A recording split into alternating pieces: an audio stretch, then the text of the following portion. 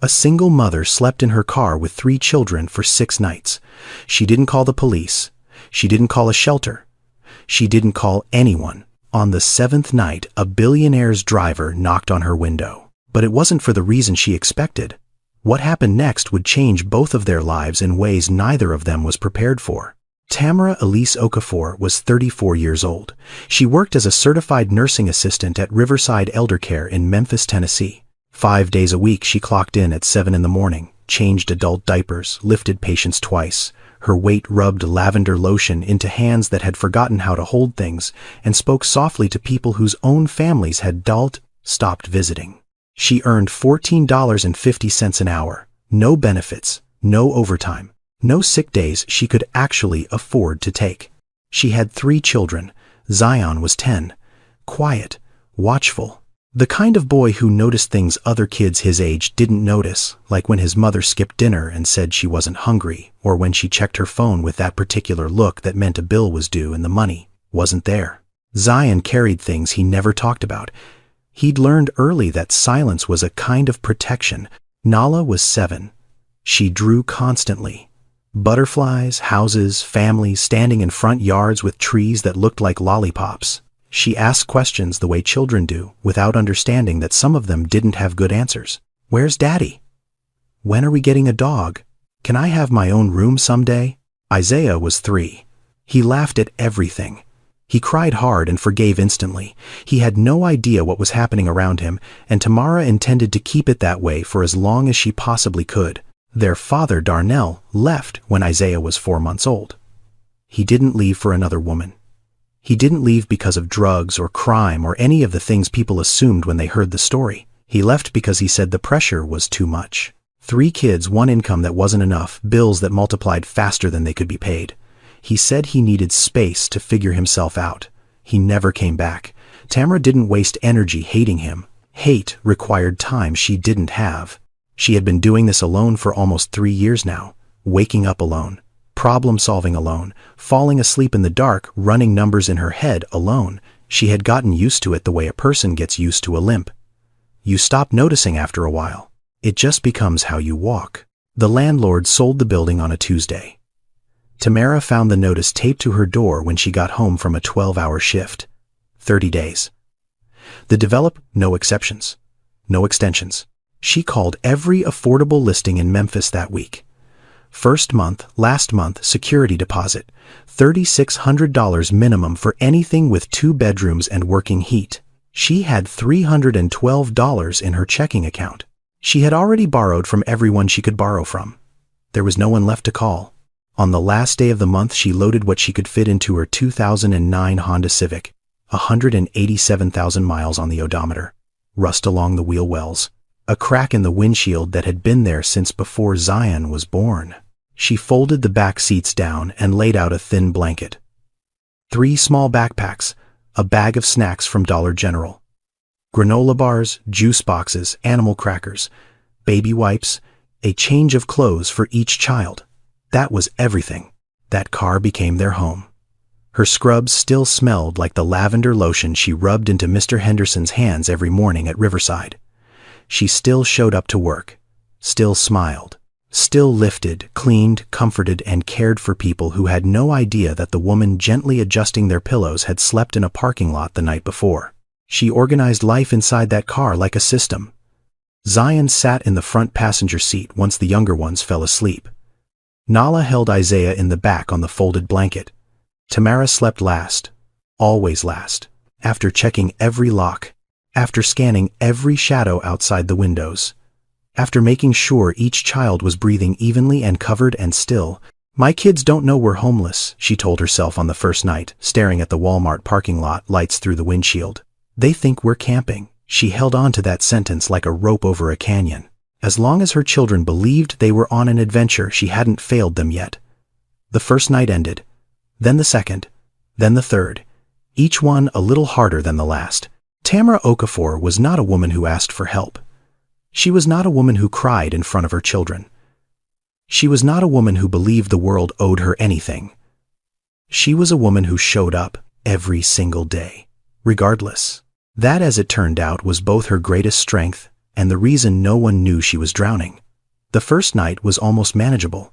Tamara pulled into the Walmart parking lot on Getwell Road at 9:45 in the evening. She chose a spot near the back, away from the entrance lights, but close enough to the main road that she wouldn't feel completely isolated. 3 other cars sat in the same stretch of lot. No one inside any of them looked up. In Memphis, people sleeping in parking lots were not unusual enough to notice. She turned off the engine. The heat died within minutes. Zion sat in the passenger seat, his backpack on his lap, watching her. He hadn't asked a single question since they loaded the car that afternoon. Not where they were going. Not why they weren't going to Auntie Lydia's. Not why Tamara had packed blankets instead of suitcases. He just watched. 10 years old and already fluent in the language of things that go unsaid. "We're going to do something fun tonight," Tamara said, keeping her voice bright and steady. "We're going camping. A little family adventure." Nala's face lit up from the back seat. "Like real camping, just like real camping," Tamara said. Isaiah clapped his hands because Nala was excited, and at 3 years old that was all the reason he needed. Tamara spread the blanket across the folded back seats. She arranged the backpacks as pillows. She tucked Nala and Isaiah together. Under the thickest cover she had a fleece throw from the apartment that still smelled faintly like home. She handed Nala a juice box and Isaiah a cracker and told them both a story about a bear who lived in the woods and hosted a party for all the forest animals every Friday night. Isaiah was asleep before the bear sent out invitations. Nala lasted until the raccoon brought potato salad. Then she was out too. Tamara sat in the driver's seat. The cold crept in slowly, first through the floor, then through the windows, then through her clothes. She pulled her jacket tighter.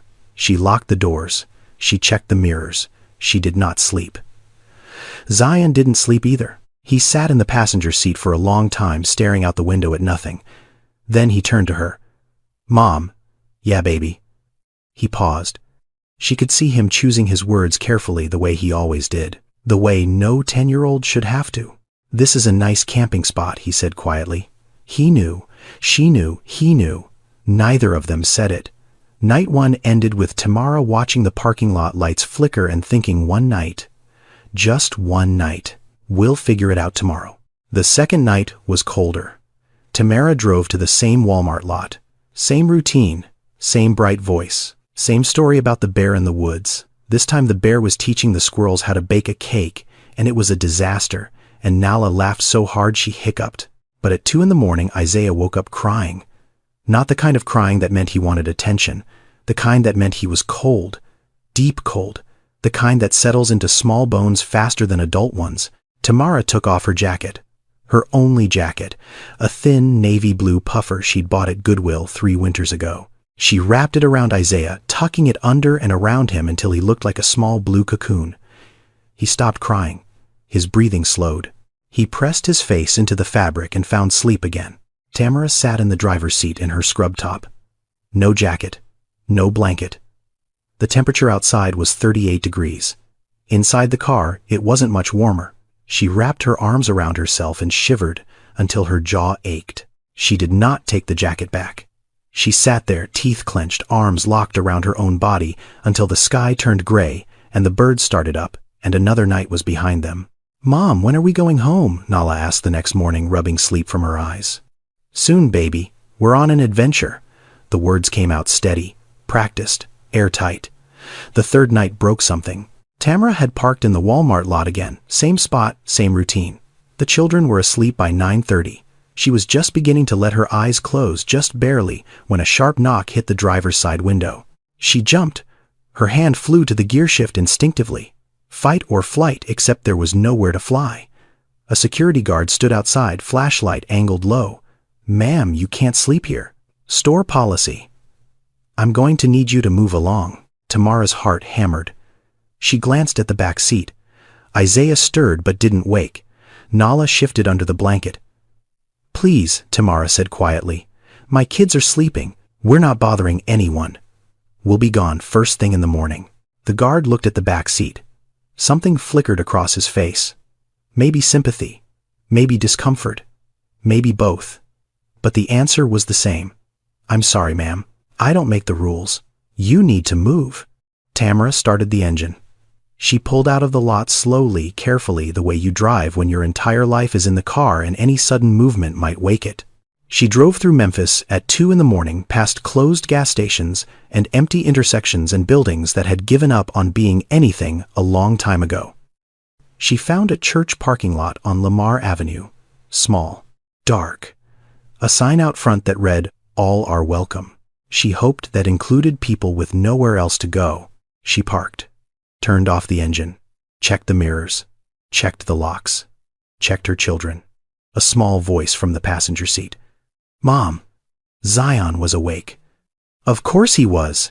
He'd been awake the entire time, watching her navigate the dark, watching her get told to leave, watching her find somewhere new, watching without saying a word. "It's okay, Mom.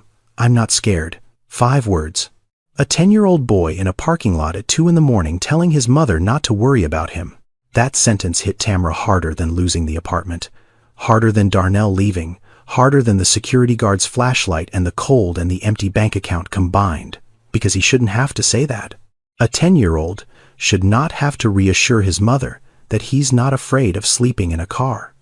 That sentence was proof that her children knew more than she wanted them to know, that the camping story had cracks in it, that Zion was carrying weight that didn't belong to him. Tamara reached across and put her hand on his head. She didn't say anything. She just held it there, her palm against his braids, until his breathing slowed and he finally reluctantly fell asleep. 3 nights. 3 nights in a car with 3 children, and no plan, and no one to call. She was still showing up to work every morning at 7, still rubbing lavender lotion into old hands, still smiling. Night 4, things started breaking. Tamara dropped the children at the Memphis Public Library on Poplar Avenue at 9 in the morning. It was the only place she could think of that was free, warm, and open all day. She gave Zion the backpack with snacks, juice boxes, and baby wipes. She gave him her phone number written on a piece of paper, even though he had it memorized, because holding something concrete felt safer than trusting memory when you're 10 years old and responsible for 2 younger siblings. "You're in charge, baby," she said, kneeling to his level. "Keep them in the children's section. Don't leave the building. I'll be back by 6. Zion nodded. No argument, no complaint. He took Nala's hand in one of his and Isaiah's hand in the other, and walked inside like a man walking into a job he didn't apply for but couldn't afford to quit. Tamara drove to Riverside Elder Care and worked a full shift, changed sheets, cleaned wounds, spooned food into mouths that couldn't chew without help, held the hand of a 91-year-old woman named Miss Bernice, who called her baby and told her she had kind eyes. At 6:14 in the evening, Tamara walked into the library. She found them exactly where she'd left them. Nala was asleep on a chair, her head resting on a picture book about dolphins. Isaiah was in Zion's lap, clutching an empty sippy cup, his diaper heavy and unchanged, because Zion didn't have supplies and didn't want to ask a stranger. Zion looked up at his mother with eyes that were too old for his face. "We're fine, Mom." He ate all his crackers. She finished her book. Fine. The word children use when they've learned that the truth is something adults can't handle. Tamara picked up Isaiah, changed him in the library bathroom, heated a bottle of milk in the microwave at the back of the library cafe, fed him, cleaned Nala's face with a baby wipe, carried them both to the car. She sat in the driver's seat, looked at the gas gauge, quarter tank, looked at her phone, checking account balance, $281, looked at the rearview mirror, 3 children settling into position for another night in a Honda Civic. The system was holding, barely, but the threads were showing. Night 5, the system snapped. She had $8 left until payday. $8 and a car that was running on fumes. She pulled into a gas station on Summer Avenue and sat there for 4 minutes, staring at the pump, doing math that had no good answer. $8 of gas would get her to work and back for 2 days. $8 of milk and diapers would keep Isaiah fed and clean for 3 days. She could not buy both. There was no version of this equation where everyone got what they needed. She bought the milk. At 11 that night, the car died 2 blocks from the church parking lot on Lamar Avenue. Just stopped. The engine coughed once and went quiet, like it had been holding on as long as it could, and finally decided it was done. Tamara sat in the dark.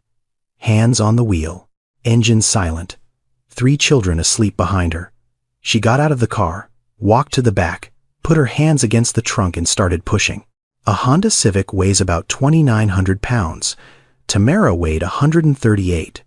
She pushed anyway, one foot in front of the other, palms flat against cold metal breath coming out in white clouds, arms shaking, legs burning, teeth clenched against the kind of exhaustion that lives deeper than muscles. She heard the passenger door open, footsteps on asphalt, then small hands pressed against the trunk beside hers. Zion, 10 years old, 62 pounds, standing beside his mother at 11 o'clock at night, pushing a car that weighed 20 times what he did. Neither of them spoke. They pushed together in silence 200 meters down Lamar Avenue until they reached the church lot. Tamara put the car in park. Zion climbed back inside. Neither of them acknowledged what had just happened. Some things don't need words. Some things are too heavy for them. Night 6. The last night before everything changed, Tamara sat in the car while her children slept and made 3 phone calls. The first was to the Memphis Family Shelter on Poplar. Full, waitlist 3 months. They took her name and told her someone would call. The second was to Safe Haven on Union Avenue. Full, waitlist 6 to 8 weeks. They gave her a hotline number and wished her luck. The third was to Covenant House. Full. They asked if she had a safe place to sleep tonight. She said yes, because saying no meant someone might call child services and losing her children was the one outcome she would not survive. She hung up. She sat in the dark. She dialed one more number. Lydia, her older sister. The last thread. Lydia answered on the 4th ring, voice heavy with sleep. "Hey, Tam. What's going on?" Tamara opened her mouth. Nothing came out at first. Then, quietly, like a confession she'd been holding inside for 6 days, she said, "Lyd, I need help. We don't have anywhere to go. I've been sleeping in the car with the kids." Silence on the other end. A long, terrible silence. "Tam," Lydia said, and her voice cracked in a way that told Tamara everything before the words arrived. "I can't take 4 more people. I'm barely making it myself. The apartment is 1 bedroom. I'm already behind on rent. I want to help you. I just don't have the room." It wasn't cruelty. It wasn't indifference. It was a woman drowning in 4 feet of water telling another woman drowning in 5 that she couldn't pull her out without going under herself. Tamara said she understood. She said it was okay. She said she'd figure something out. She hung up. The car was silent, except for Isaiah's slow breathing and the occasional rustle of Nala turning under the blanket and the distant hum of a city that didn't know she existed. For the first time in 6 nights, Tamara cried, but not out loud. She couldn't cry out loud. If she made a sound, Zion would wake up. And if Zion woke up, he'd see her. And if he saw her, he'd know that the camping trip was over and the adventure was a lie and his mother didn't have a plan. So she cried the only way she could, through her breathing, long, slow, controlled breaths, each one carrying the weight of everything she'd been holding for 6 days, her chest shaking, her hands gripping the steering wheel, her jaw locked tight. She cried in silence for 11 minutes, then stopped, wiped her face with the back of her hand, checked the mirrors, checked the locks, checked her children, still sleeping, still safe, still believing in a camping trip that never existed. Night 6 ended. 14 hours from now, someone would knock on her window. But Tamara didn't know that yet. She only knew what she'd known for 6 nights, that she was alone, that the system had no room for her, and that tomorrow she'd wake up, wash her scrubs in a public restroom sink, dry them under a hand dryer, put on her name tag, and show up at Riverside Elder Care at 7 in the morning to take care of other people's families. Because that's what Tamara Okafor did. She showed up, even when no one showed up for her. 1,200 miles from that church parking lot in Memphis, in a penthouse on the 42nd floor of a glass tower overlooking downtown Atlanta. A man named Solomon Meki Adeyemi sat in an office that most people would call beautiful and felt absolutely nothing. He was 52 years old. CEO of Adeyemi Capital Group, a real estate investment firm valued at $4.2 billion. He owned commercial properties in 12 states, affordable housing developments in 6 cities, and 2 hotels that travel magazines wrote about using words like exclusive and visionary. His face had been on the cover of Black Enterprise twice. His name appeared in Forbes annually. His signature on a contract could rearrange the skyline of an American city. And none of it had meant anything to him in 3 years. Solomon grew up on the south side of Chicago in a two-bedroom apartment on 63rd Street that smelled like palm oil and bleach and the particular exhaustion of a woman working 2 jobs to keep 1 child alive. His mother, Foleka Adeyemi, worked nights as a nurse's aide at Cook County Hospital and days cleaning office buildings downtown. She left before Solomon woke and came home after he was supposed to be asleep. He heard her in the kitchen at midnight, shoes off, feet swollen, eating rice, standing up because sitting down meant she might not get back up. His father died when Solomon was 9. Heart attack on a construction site in Cicero.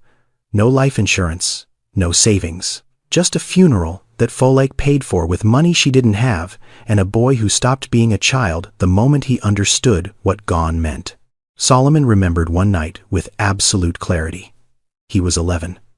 Folek picked him up from school in their car, a rusted Oldsmobile with a cracked dashboard and a passenger door that didn't lock right. She didn't drive home. She drove to the parking lot behind the grocery store on Halstead. She turned off the engine. She looked at him. "We're gonna sleep here tonight, baby. Just tonight." That night lasted 3 weeks. 21 days in a car that smelled like vinyl and cold air and his mother's perfume mixed with hospital disinfectant. Folek drove him to school every morning and told him not to tell anyone. She washed his uniform in the bathroom at the gas station. She braided his hair in the front seat using a comb she kept in the glove box. She never once cried in front of him, but he heard her. Late at night when she thought he was asleep. Small sounds, muffled, controlled. The sound of a woman trying to hold the world together with 2 hands and failing only in the dark where no one could see. Solomon never forgot that sound. He built his entire career on top of it. Every dollar he earned, every building he bought, every deal he closed was laid over that memory like concrete over a crack. Cover it, build on it, never go back. He'd succeeded. By every measure that mattered to the world, he'd succeeded beyond anything Folek could have imagined when she was reheating rice at midnight in a 2-bedroom apartment on 63rd Street. He'd pulled himself out. He'd pulled his mother out. He'd put her in a 3-bedroom house in Hyde Park with a garden and a nurse and every comfort a 78-year-old woman could want. But 3 years ago, the thing he'd built cracked. His daughter, Amara, 29 years old, a registered nurse at Grady Memorial in Atlanta. Bright, stubborn, relentless. She had her grandmother's eyes and her grandmother's hands and her grandmother's absolute refusal to walk past suffering without stopping. Amara volunteered at 2 shelters.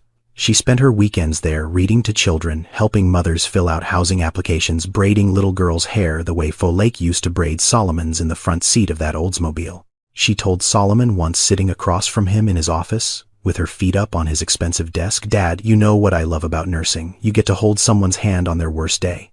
Not fix it, just hold it." She died on a Wednesday. Car accident on Interstate 85. A truck driver fell asleep. It was that simple. It was that permanent. Solomon built 2 homeless shelters in her name, signed the checks, approved the designs, attended the ribbon cutting, shook hands, smiled for cameras. He never once stepped inside either building, because every woman in those shelters would look like Amara.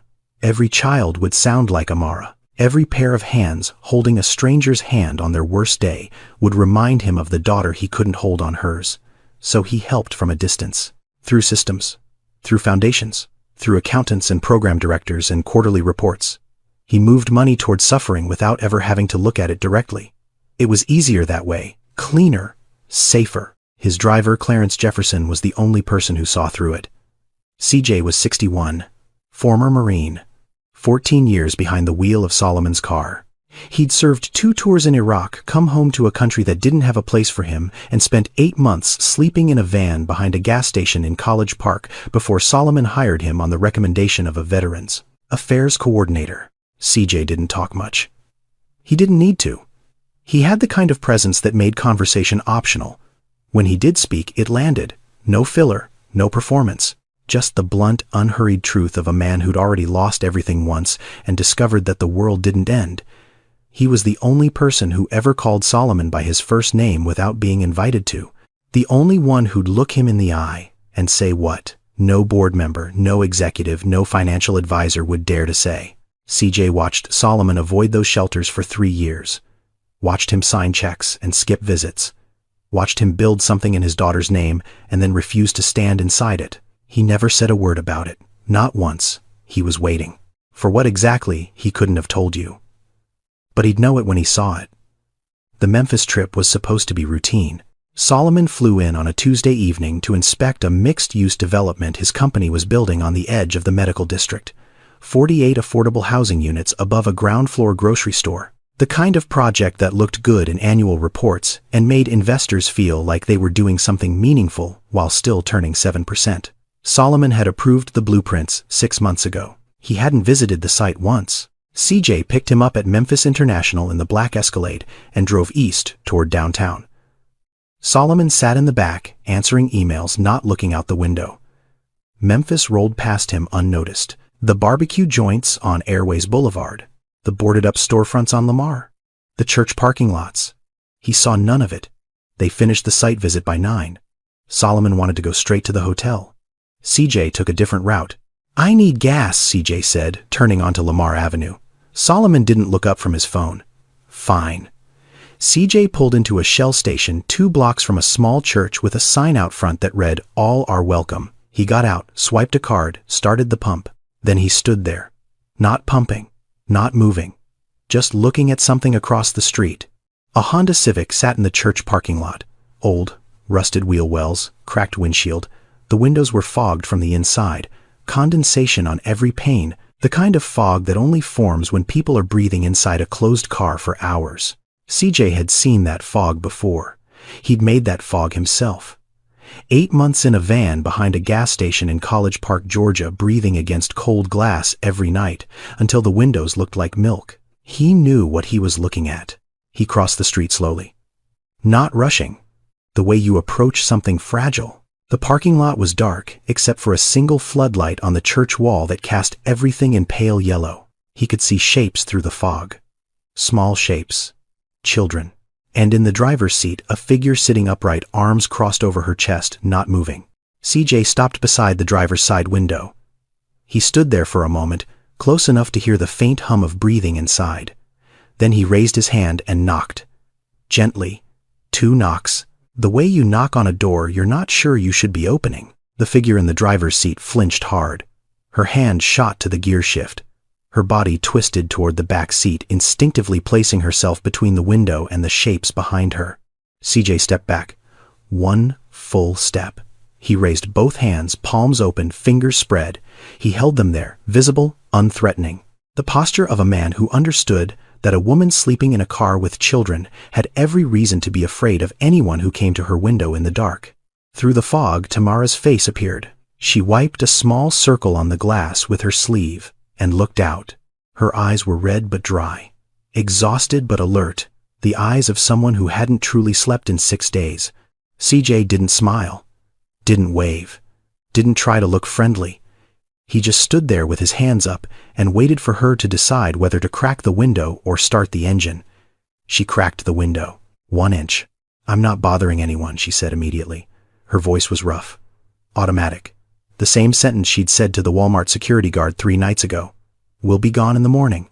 CJ didn't move. "How long?" he asked. His voice was quiet. Not soft. Not gentle.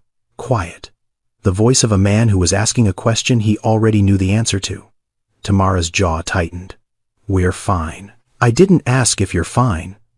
I asked how long." Silence. The car's engine ticked in the cold. Somewhere behind Tamara, one of the children stirred.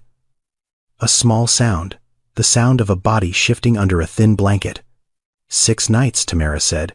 CJ looked at her for a long moment. His eyes moved to the back seat. He couldn't see clearly through the fog, but he could count. 3 shapes. Small. One of them very small. He nodded once. Then he turned around and walked back across the street. Tamara watched him go. She expected that. People looked. People asked. People walked away. That was the pattern. That was always the pattern. CJ walked to the Escalade. He opened the rear passenger door. Solomon was still looking at his phone, the screen casting blue light across his face. CJ leaned in. His voice was steady. "There's a woman in that car with 3 kids. She's wearing nurse scrubs. She's been out here 6 nights. Solomon's thumb stopped scrolling. He didn't look up immediately. His hand just froze, hovering over the screen the way a body freezes when it hears something it wasn't ready for. CJ waited. Solomon looked up. His face was unreadable. The face of a man who'd spent 3 decades learning how to keep his reactions behind glass. "What do you want me to do about it?" The question wasn't cold. It wasn't dismissive. It was the question of a man who'd been avoiding exactly this moment for 3 years and knew it. CJ didn't blink. "I don't want you to do anything. I'm telling you what's there." He closed the door, walked back to the pump, finished fueling, got in the driver's seat, started the engine. The Escalade sat in the gas station lot, engine running, heat blowing. Solomon in the back seat. The Honda Civic 50 yards away, fogged windows, 3 children, a woman in scrubs who'd been sleeping upright for 6 nights. Solomon stared at the Civic through the Escalade's tinted glass. His chest felt tight, not the tightness of a heart attack or anxiety. The tightness of something pressing against a wall he'd built a long time ago, pressing slowly, steadily, the way water presses against a dam before the first crack appears. He thought about his mother, Full Lake in the Oldsmobile, the grocery store parking lot on Halstead. "We're gonna sleep here tonight, baby. Just tonight." He thought about Amara. Scrubs, shelter, holding someone's hand on their worst day. "Dad, you don't have to fix it. You just have to show up." He thought about 2 shelters with his daughter's name on the front that he'd never stepped inside. 2 buildings he'd paid for and run from. 2 attempts to honor her memory without actually doing the one thing she'd have wanted him to do. Look at it. Stand in front of it. Don't turn away. Solomon opened his door. The night air hit him immediately. Cold, damp. Memphis in late winter, the kind of cold that doesn't bite so much as settle getting into your clothes and staying there. His shoes, handmade Italian leather, touched asphalt that was cracked and oil-stained and nothing like the polished floors he walked on every day. He crossed the street. Each step felt heavier than the last, not because of the cold, because of what was on the other side. CJ watched from the Escalade. He didn't follow. He didn't need to. He'd done his part. He'd pointed. The rest was Solomon's. Solomon reached the Honda Civic. He stood where CJ had stood. He looked at the fogged windows. He could hear breathing inside. Small breaths. The breathing of children who'd learned to sleep in small spaces. He raised his hand, then stopped. His daughter's voice, clear as a phone call. "Dad, you just have to show up." He knocked. Tamara's face appeared at the window again. She'd barely settled back down from CJ's visit. Now someone else. Her expression shifted from fear to confusion to the particular kind of wariness that comes from being disappointed so many times that hope itself becomes suspicious. She cracked the window again. Same inch. Solomon looked at her. She looked at him. 2 strangers in a church parking lot at 10:30 on a Tuesday night in Memphis, separated by 1 inch of open window and everything else. Solomon didn't introduce himself as a CEO. Didn't mention his company. Didn't reach for his wallet. He said the only thing that came to his mind, the only thing that felt true enough to say to a woman he didn't know who was sleeping in a car with 3 children. "My mother was a nurse too, CNA, at Cook County Hospital in Chicago. She worked nights." Tamara blinked. Whatever she'd expected him to say, it wasn't that. Solomon continued, his voice low, unhurried. "She raised me alone after my father died. There was a stretch when I was about 11 where we slept in her car for 3 weeks. A parking lot behind a grocery store. She told me it was just for 1 night." He paused. The memory moved through him like cold water. "It wasn't 1 night." Tamara stared at him. Her hand, which had been gripping the window crank, loosened slightly. Not trust. Not yet. But the absence of immediate fear, which was as close to trust as a woman in her position could get. "Why are you telling me this?" she asked. "Because I heard you've been out here 6 nights, Solomon said. "And I know what night 7 feels like when there's no night 8 planned." Tamara's throat moved. She didn't speak. Solomon reached into his coat. Not for a wallet. For a business card. Thick paper. Raised letters. A phone number. He held it at the edge of the open window. "There's a hotel room booked for tonight. Marriott on Union Avenue. 2 beds. It's already paid for. Your name is at the front desk. Take your children somewhere warm. Sleep in a real bed. Tomorrow morning, if you want, we can talk about what happens next. If you don't want to, throw this card away and I'll never come back. Your choice. No conditions. No strings." Tamara looked at the card. then at him, then at the back seat where 3 children were curled together under a blanket that wasn't thick enough for a Memphis winter. "How do I know this isn't a trick?" she said. Her voice wasn't hostile. It was tired. The question of a woman who had learned that people who offered help usually wanted something. "You don't," Solomon said. "I'm a stranger. You have every reason not to trust me. All I can tell you is that my mother slept in a car with me 40 years ago and nobody knocked on her window. I'm knocking on yours." Silence. A long one. Tamara's eyes moved between the card and the back seat and the man standing in the dark outside her window. Then Isaiah coughed. Not a big cough. A small one. The wet, rattling cough of a 3-year-old whose lungs had been breathing cold air for too long. The kind of cough that starts small and doesn't stay small. Tamara's hand moved. She took the card. Her fingers were cold and rough and trembling, and when they brushed against Solomon's hand, he felt the chill in them like an accusation against every warm building he'd ever owned. "My kids come first," she said. It wasn't a statement to Solomon. It was a statement to herself, a compass reading, a reminder of the only principle that hadn't bent in 6 days of breaking. They always come first. "I know," Solomon said. He stepped back. Tamara looked at the card one more time. Then she started the engine. It caught on the 3rd try. She pulled out of the church parking lot slowly, the way she always drove, carefully, protectively, like the car was made of glass and everything inside it was irreplaceable. Solomon stood in the empty lot and watched the taillights disappear down Lamar Avenue. The cold pressed against him. His hands were shaking, not from the temperature. CJ pulled the Escalade alongside him. Solomon got in. Neither of them spoke for a full minute. Then CJ said quietly, without looking in the mirror, "Amara would have knocked first." Solomon closed his eyes. "Yeah, she would have." They drove to the hotel in silence. The Marriott on Union Avenue was not the Four Seasons. It was not a penthouse. It was a clean, ordinary hotel with a lobby that smelled like coffee and carpet cleaner, and the particular neutrality of a place designed to feel like nowhere in particular. Tamara pulled into the parking lot at 11:14. She sat in the car for a full 3 minutes before turning off the engine. She looked at the card again. She looked at the hotel. She looked at her children asleep in the back, unaware that anything had changed. Then she got out. She lifted Isaiah first, his body warm and limp against her shoulder, his cough quiet for now.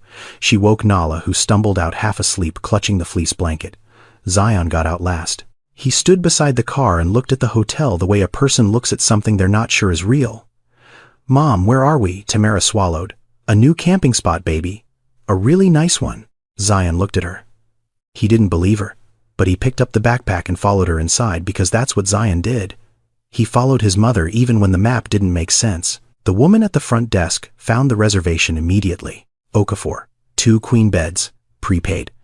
She handed Tamara 2 key cards and pointed toward the elevator with a smile that was polite and professional, and had no idea what those key cards meant to the woman receiving them.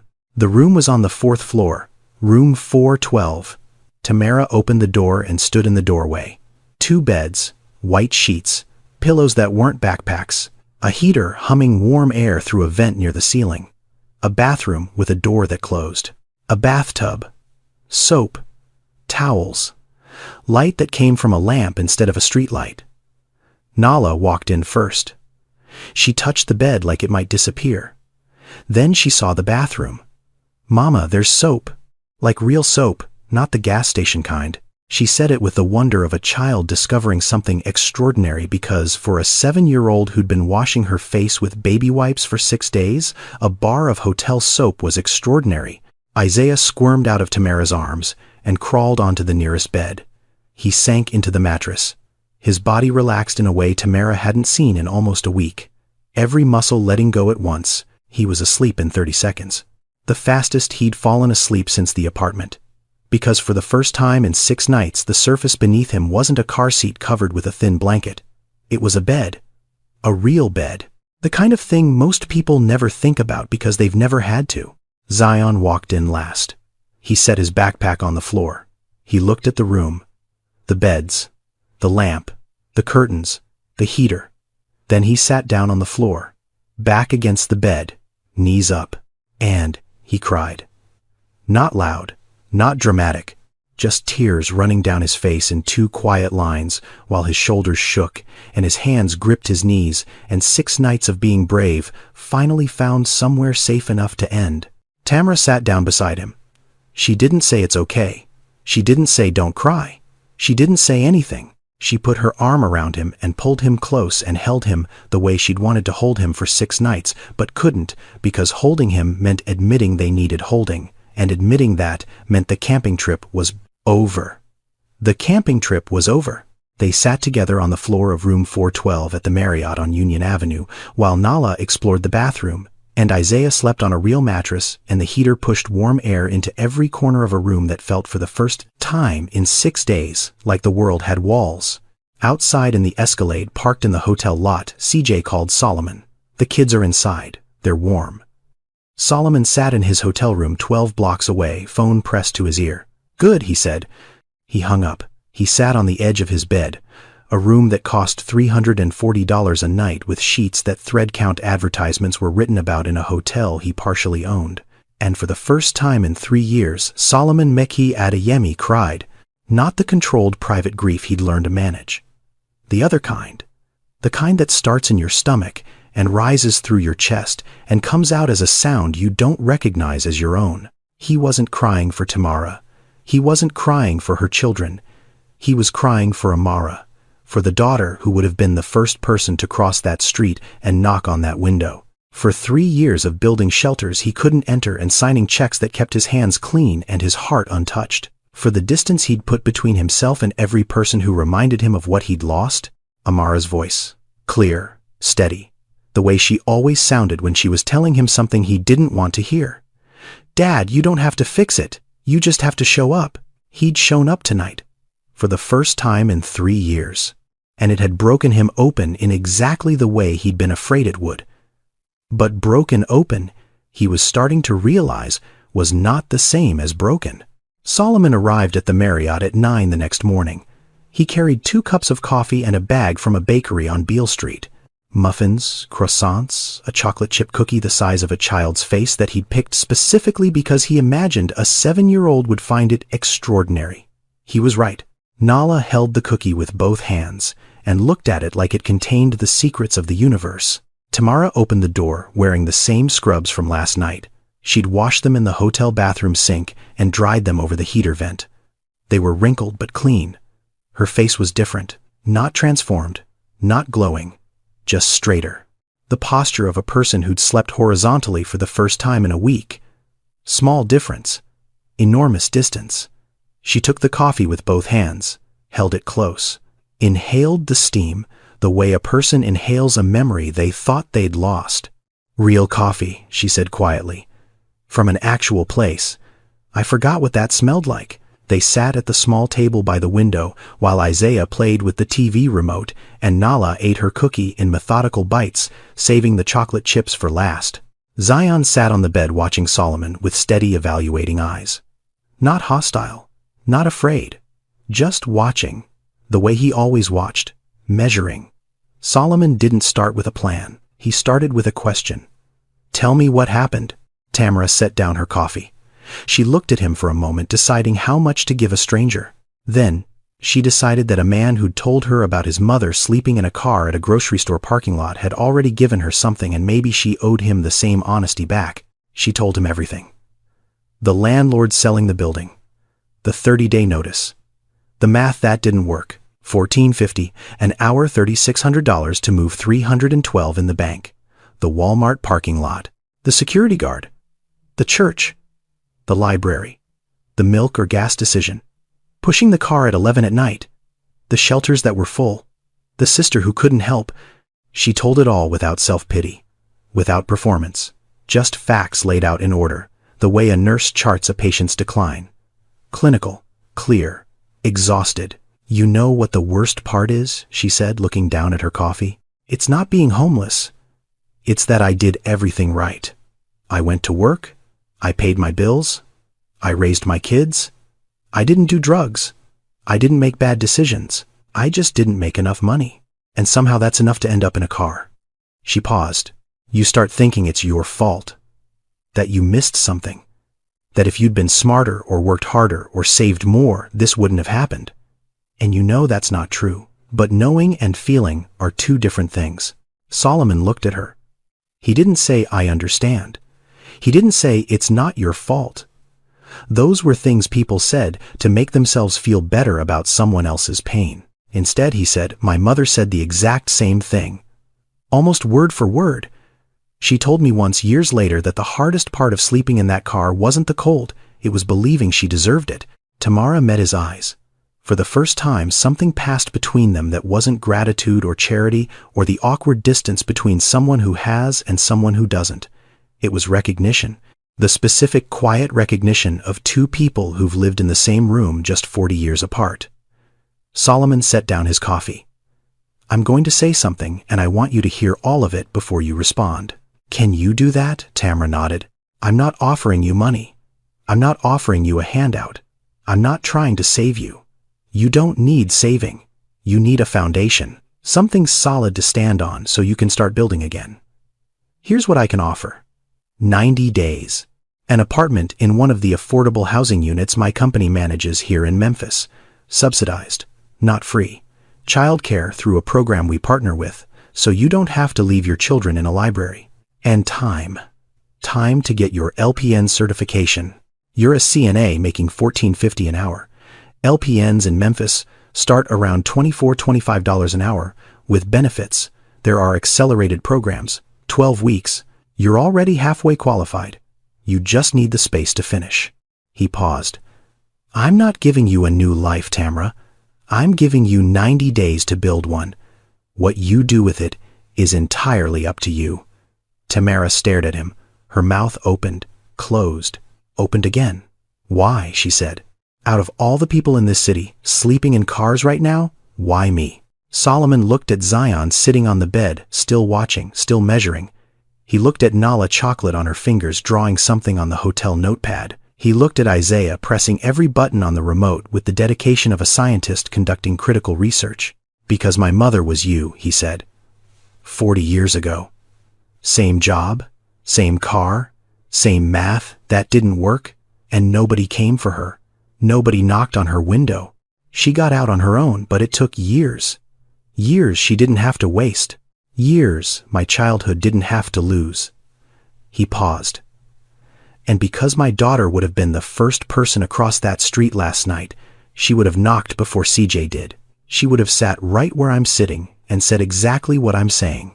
And she's not here to do it, so I'm doing it for her. Tamara looked down at her coffee. Tears ran down her face and dripped onto the table, and she didn't wipe them away. Not because she'd stopped caring, because for the first time in 6 nights she was in a room where crying was allowed. My kids come first, she said, her voice breaking. Whatever this is, whatever happens, they come first. They always come first. I know, Solomon said. That's exactly why I'm here. The apartment was on the 2nd floor of a building called Parkway Commons on South 3rd Street. 2 bedrooms. Laminate floors, small windows, a kitchen with a stove that worked, and a refrigerator that hummed, and cabinets that were empty but waiting. It wasn't beautiful. The carpet was builder grade. The countertops were laminate. The light fixtures were the kind that come standard in every affordable unit in every city in America. But it had a lock on the front door. It had heat that came through vents in the ceiling. It had walls that didn't move. Tamara carried Isaiah in first. He was asleep on her shoulder, his face pressed against her neck, his breathing slow and even. Nala walked in behind her, spinning in the middle of the living room, arms out, testing how much space there was. This is ours, all of it, Tamara said. Nala ran to the kitchen, opened every cabinet, counted the drawers, turned the faucet on and off 3 times just to watch the water come out. Mama, the water works. She said it like she was reporting a miracle. Zion stood at the door to the smaller bedroom. He didn't go in right away. He stood there, one hand on the frame, looking at the empty room. A window, a closet, carpet, nothing else. But it was his. This is mine, he asked, turning to Tamara. Yours. He didn't say anything else. He walked inside. He touched the wall with his palm flat like he was checking if it was real. Then he closed the door. Gently. Not a slam. A careful, deliberate close. The sound of a boy choosing privacy for the first time in his life. Tamara heard crying through the door. Small, quiet. The way Zion always cried. She put her hand on the doorknob, then she took it off. She stepped back. She let him have the one thing he'd never had. A room where he could feel something without anyone watching. She stood in the hallway, hand over her mouth, tears running down her face, and let her son cry alone for the first time. Because he deserved a door that closed. Because 10-year-olds shouldn't have to be brave every single second of every single day. The next morning, Tamara enrolled in the LPN Accelerated program at Southwest Tennessee Community College. Classes 3 evenings a week, 6 to 10. Clinical rotations on Saturdays. 12 weeks total. She still worked her CNA shift at Riverside from 7 to 3. She still came home, made dinner, helped Nala with homework, bathed Isaiah, read stories, tucked them in. Then she studied. At the kitchen table with a cup of coffee that got cold while she memorized medication dosages and practiced charting and learned the things that separated $14.50 an hour from $25. CJ drove the children to school and daycare every morning. Solomon had arranged it without being asked. CJ pulled up in the Escalade at 7:45, helped Isaiah into his car seat, waited while Nala buckled herself in, nodded at Zion. They rode in comfortable silence. CJ didn't ask questions. The kids didn't explain. It was a routine that built itself in the space between need and dignity. Tamara was exhausted. But it was a different kind of exhaustion now. The kind that comes from building something instead of surviving something. The kind that has a direction. She fell asleep at the kitchen table twice in the first week, forehead on her textbook, pen still in her hand. Both times she woke up with a blanket over her shoulders that she hadn't put there. Zion. Of course it was Zion. Solomon visited once that first month. He brought a picture book about oceans for Nala, a set of building blocks for Isaiah, a gift card for the bookstore on Union Avenue for Zion, because Zion was the kind of kid who'd rather pick his own book than be handed one. Nala showed Solomon around the apartment like a real estate agent conducting a tour. This is the kitchen. This is where Mama studies. This is my room. I share with Isaiah, but that's okay because he's small. Then she handed Solomon a piece of paper. A drawing. 4 figures standing in front of a house. A woman in blue scrubs. A tall boy. A smaller girl with butterflies in her hair. A baby. And next to them, a tall man in a suit drawn slightly apart but clearly part of the group. Nala had written at the top in careful 7-year-old handwriting, "My family and Mr. Solomon." Solomon looked at the drawing. He smiled. He said thank you. He folded it carefully and put it in his coat pocket. Then he walked to the Escalade, sat in the back seat, and didn't move for 10 minutes. CJ sat in the driver's seat. He didn't start the engine. He didn't ask what was wrong. He didn't look in the mirror. He just sat. Because CJ knew. The drawing had 4 figures and 1 tall man. Amara would have been the 5th. Amara would have been the one kneeling beside Nala, adding more butterflies. Solomon pressed the drawing flat against his knee with both hands, smoothed the creases, and stared at it until the faces blurred. Some gifts break you open from the inside. A 7-year-old girl who'd been sleeping in a car 2 weeks ago had just drawn a family portrait that included a man she'd met twice. She'd given him something no amount of money could buy. A place in a picture. A belonging. And the empty space where Amara should have stood burned like a wound that had never been allowed to scar. 6 weeks in, Tamara was halfway through her LPN program. Scores in the top 10%. Clinical evaluations excellent. Her instructor told her she had the hands of someone who'd been doing this work for years. She did. She'd been doing it for years. She just hadn't been paid for the skill level she actually operated at. She came home on a Tuesday evening and found a woman sitting on the hallway floor outside apartment 114, 1 floor below hers. The woman was young, maybe 28. She had 2 children with her, a boy around 4 sitting quietly beside her holding a stuffed bear with 1 arm missing, a baby girl maybe 8 months sleeping in a car seat on the hallway floor. The woman's eyes were red. She wasn't crying anymore. She'd already finished. Her face had the look Tamara recognized instantly, the look of someone who'd run out of options and was sitting in the first place that felt like it had walls. Tamara knelt down. "Hey. You okay?" The woman looked up, startled, guarded. The same way Tamara had looked at CJ through a fogged window 7 weeks ago. "We're fine," the woman said. Tamara almost smiled. Almost. Because she knew exactly what that word meant when spoken by a woman on a hallway floor with 2 children and nowhere to go. "I didn't ask if you're fine," Tamara said gently. "What's your name?" "Keturah." "Keturah Williams." Tamara sat down on the floor beside her. Right there in the hallway, back against the wall. 2 women who didn't know each other sitting on cheap carpet in a building that was supposed to house people who had nowhere else. "I'm Tamara. I live upstairs." "How long have you been here?" Keturah's jaw tightened. "Since this morning. We got evicted last week. I've been staying at the waiting room at Regional Medical. They let you sit in the chairs overnight if you don't cause trouble." Tamara looked at the boy with the one-armed bear, then at the baby sleeping in the car seat, then at Keturah, whose hands were shaking the way hands shake when they've been gripping something invisible for too long. "Have you eaten?" Keturah hesitated. That hesitation said everything. That night Tamara cooked rice and beans and cornbread. Nothing fancy. The food of people who know how to make $1 stretch across 4 plates. She carried it downstairs in a pot with a towel wrapped around the handle. Keturah ate slowly, like someone who'd forgotten that food could be warm. Her son ate fast, the way children eat when they're not sure when the next meal is coming. The baby slept through it. Over the next 2 weeks, Tamara did what no one expected. She split her food stamps. Not evenly. She couldn't afford evenly. But she cooked extra portions 3 nights a week and brought them down. She called CJ and asked carefully, respectfully, if there was room in the daycare arrangement for 2 more children. CJ didn't ask Solomon first. He made the call himself. And on Sunday nights, the only night Tamara didn't work and didn't study, she sat with Keturah at the kitchen table and helped her fill out housing assistance applications. Form after form. Emergency housing. Section 8. Rapid rehousing. The same forms Tamara had filled out 8 weeks ago. The same system that had told her waitlist, waitlist, waitlist. But this time, Keturah had someone sitting beside her, pointing at the right boxes, explaining the language, translating bureaucracy into something a 28-year-old mother could actually navigate. Solomon found out through CJ. Not because CJ reported it. Because Solomon asked how Tamara was doing and CJ told the truth. She's feeding another family, splitting what she's got, spending her 1 night off filling out paperwork for a woman she met in the hallway 2 weeks ago. Solomon drove to Memphis the following weekend.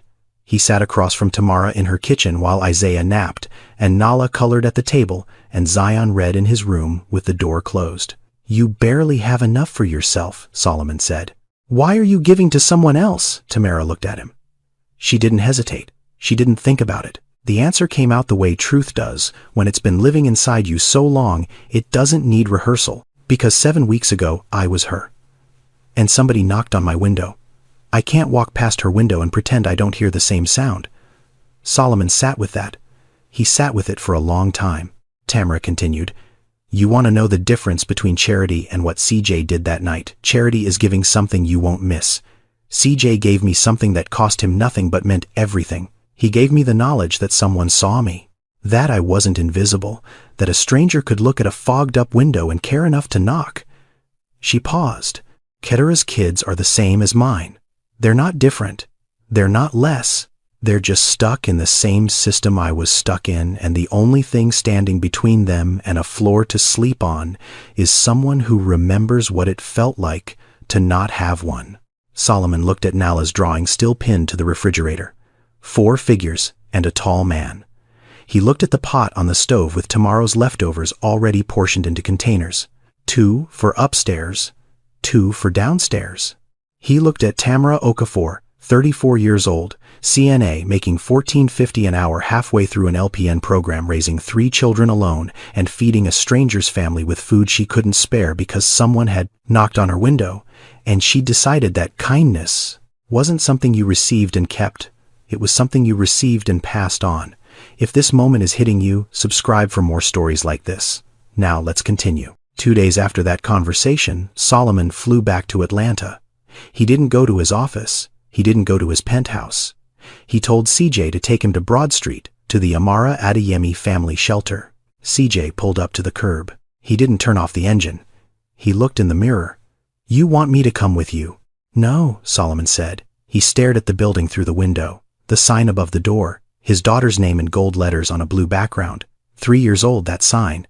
He'd approved the font, he'd approved the color, he'd approved everything from the outside.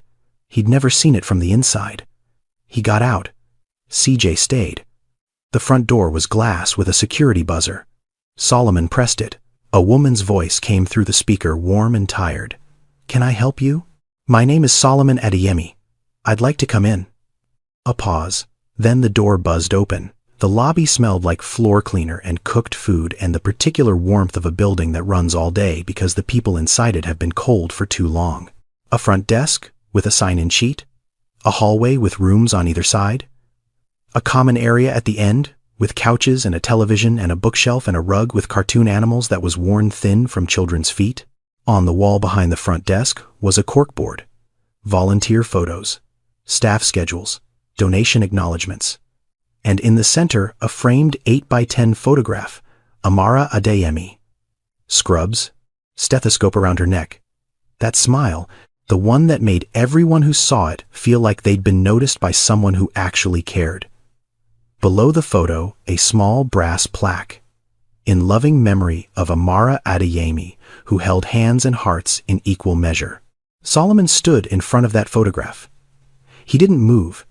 His hands hung at his sides. His breathing was slow and deliberate, the kind of breathing a person does when they're trying to stay inside their body instead of running out of it. The shelter director appeared beside him, a woman in her 50s with reading glasses pushed up on her forehead and a lanyard with too many keys. "Mr. Adeyemi, we've been hoping you'd visit." Solomon didn't look away from the photograph. "I should have come sooner." She nodded. She didn't argue. She didn't tell him it was okay. She just stood beside him and let the sentence exist. "Your daughter sat in that corner every Thursday evening," the director said, pointing to a spot near the bookshelf. "She'd bring her own books. Picture books mostly. The kids would line up. She'd read to them for an hour, sometimes 2. She did the voices. Animals, monsters, princesses. She did them all." Solomon's chest tightened. "There was one girl," the director continued. "Destiny. 4 years old when Amara started volunteering. She called Amara Miss Sunshine. Every Thursday she'd wait by the door starting at 3 o'clock, even though Amara didn't arrive until 6. She just wanted to be first in line." Solomon swallowed. He didn't trust his voice. "Destiny is 7 now. She's still here. She still talks about Miss Sunshine." Solomon looked at the corner. A small chair. A rug. The bookshelf.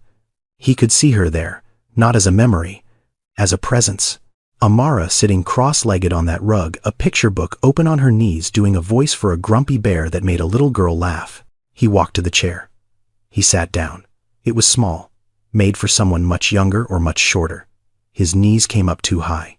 He didn't care. He sat in his daughter's chair in his daughter's shelter in the corner where she'd spent her Thursday evenings doing the one thing she loved most, holding someone's hand on their worst day. He spoke to the photograph on the wall, quietly, barely above a whisper.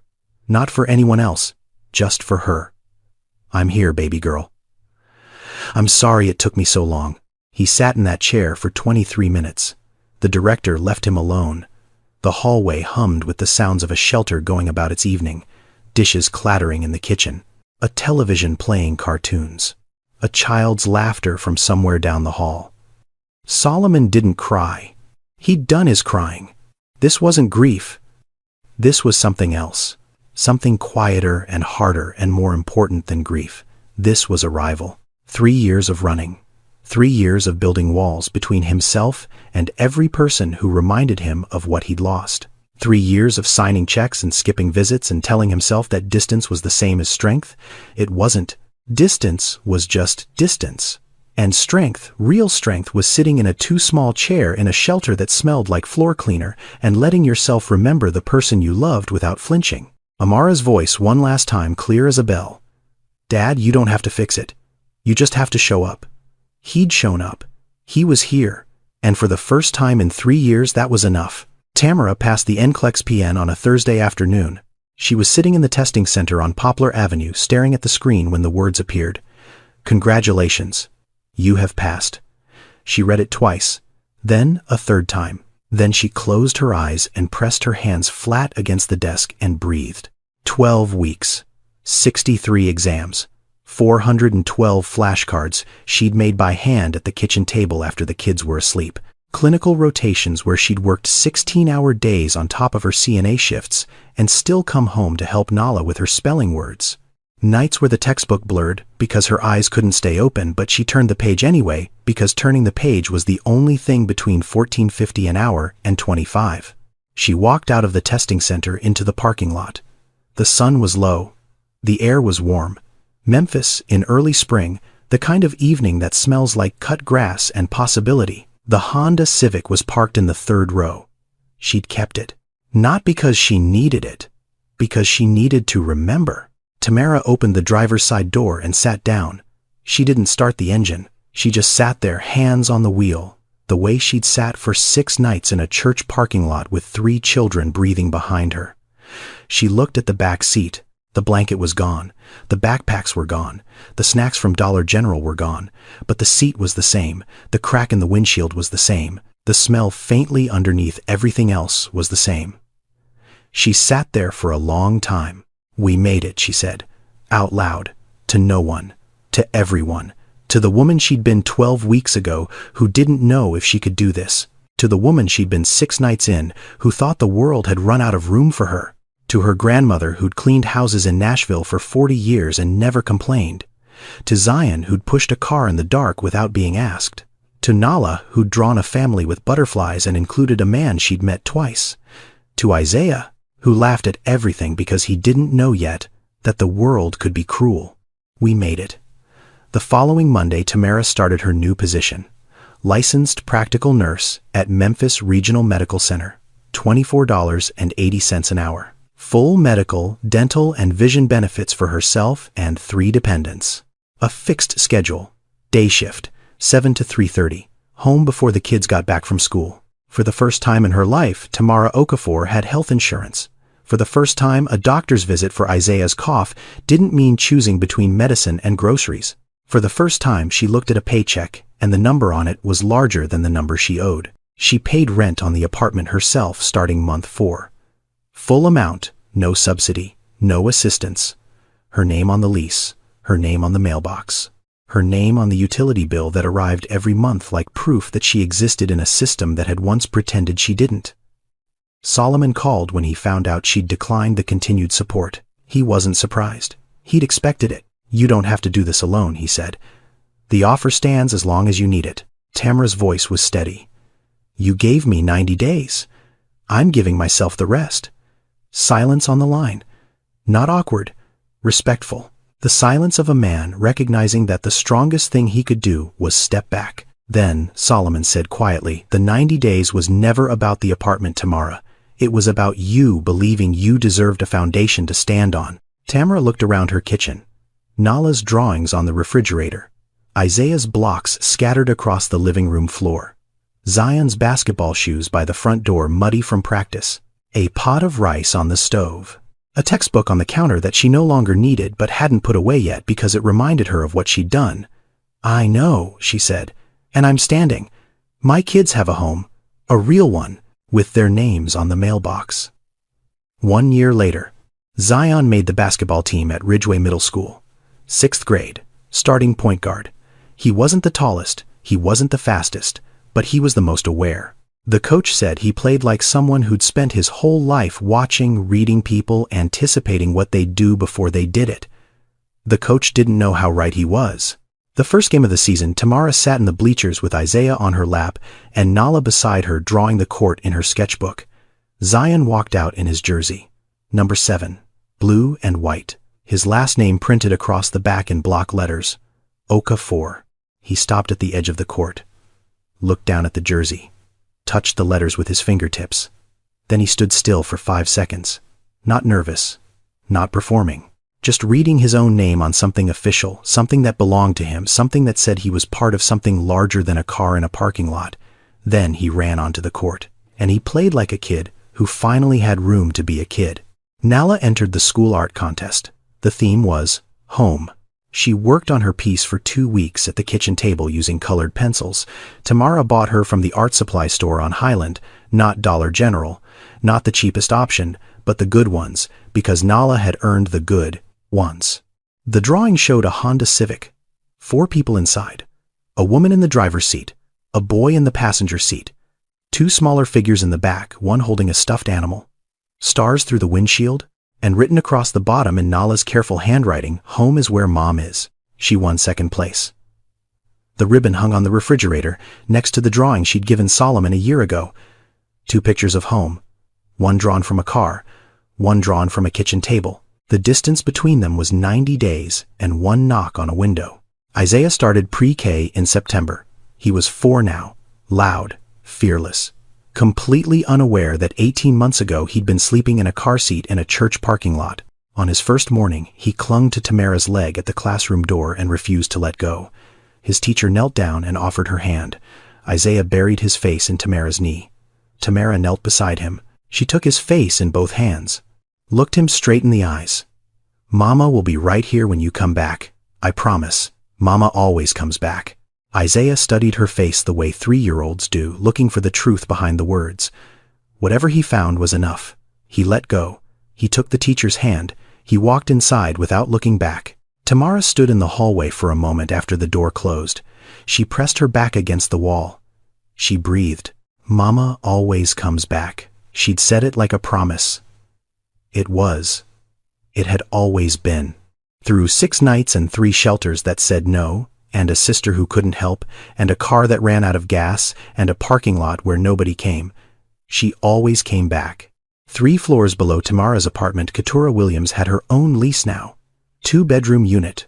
Her son started kindergarten at the same school as Isaiah. She was enrolled in the CNA program at Southwest Tennessee, the same school Tamara had attended. She studied at her kitchen table at night the way Tamara had studied, with cold coffee and flashcards, and the particular determination of a woman who'd been given a chance and refused to waste it. The chain had not stopped. CJ knocked on Tamara's window. Tamara knocked on Keturah's door. Keturah would knock on someone else's eventually. That's how it works. Kindness doesn't expire. It compounds. Solomon flew to Chicago on a Friday evening. Folake Adeyemi was sitting at her kitchen table in the house on Harper Avenue in Hyde Park when he arrived. 78 years old, small, alert, a cup of ginger tea in her hands and reading glasses pushed up on her forehead. She looked exactly the way she'd always looked to Solomon, like a woman who'd seen everything the world could throw and decided to outlast it through sheer refusal to sit down. She hugged him at the door the way she always did. Both arms, full grip, the hug of a woman who'd spent too many years working too many hours to take physical contact for granted. They sat at the table. Solomon told her about Tamara, about the Honda Civic and the 3 children and the church parking lot and the 6 nights, about CJ crossing the street, about the hotel, about the 90 days and the LPN program and the apartment and Keturah and the chain. Folake listened without interrupting. She held her tea with both hands and watched her son's face as he spoke the way she'd watched him since he was a boy, reading what lived behind his words. When he finished, she was quiet for a long time. "You remember the parking lot," she said. Solomon nodded. "The grocery store on Halstead. I told you that night, just tonight," Folake said. Her voice was steady, but her eyes were wet. "But it wasn't just one night." "I know, Mama." 3 weeks, Folake said. 21 nights. And every morning I drove you to school and I prayed you wouldn't tell anyone. I prayed you wouldn't be ashamed of me. I prayed you'd forget." Solomon reached across the table and took her hand. Her fingers were thin and warm and strong, the same hands that had braided his hair in the front seat of an Oldsmobile using a comb from the glove box. "I didn't forget," he said. "I know you didn't," Folake said. "That's why you stopped." Solomon looked at her. "You didn't help that woman because you're rich, Solomon." Folake's voice was clear and precise, the way it always was when she was saying something that mattered. "You helped her because you remember. That's the only difference between people who help and people who walk past. Memory. You remember what it sounded like when I cried at night and thought you were sleeping? You remember what the car smelled like. You remember what it felt like to be a child who knew his mother was pretending. And when you saw that woman in that car with those children, you remembered. And you couldn't walk past." Solomon's throat tightened. He squeezed her hand. "Amara would have loved Tamara," he said quietly. Folake smiled, the kind of smile that holds grief and pride in equal measure. Amara did love Tamara, she said. She loved every person like Tamara she ever met. Every mother in those shelters. Every child sleeping on a floor. Every woman pretending everything was fine while the walls came down around her. That's why she became a nurse. That's why she volunteered. That's why she sat in that corner every Thursday and read picture books until her voice was hoarse. Folake paused. She looked at her son. And that's why you are who you are now. Not because of the money, not because of the company, because you remember. Because Amara remembered. Because I remembered. We are people who remember Solomon. That's what I gave you. Not wealth, not opportunity, memory. The memory of what it's like to need help and not have it. And the choice every single day to make sure someone else doesn't have to carry that same memory alone. Solomon sat with his mother in the kitchen in Hyde Park, holding her hand across a table that had held 40 years of meals and conversations and prayers, and felt something settle inside him that had been unsettled for 3 years. Not closure. He didn't believe in closure. Closure was a word for people who'd never lost someone that mattered.